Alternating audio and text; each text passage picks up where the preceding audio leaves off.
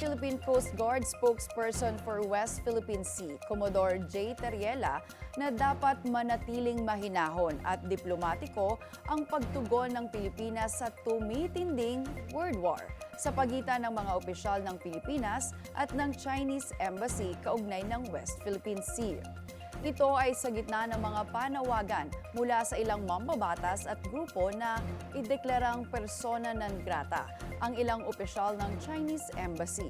Dahil sa mga pahayag nito, laban sa mga Pilipinong opisyal na naninindigan sa WPS. Binigyang diin niya na malinaw na ang direksyon ng pamahalaan ay manatili sa landas ng diplomasya, alinsunod sa mga pahayag ni Pangulong Ferdinand Marcos Jr.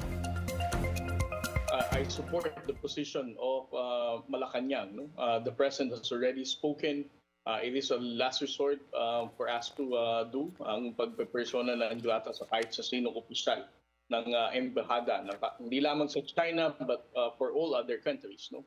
So I support the decision of President Marcos of not declaring persona non grata ang sinumang miyembro ng Chinese Embassy.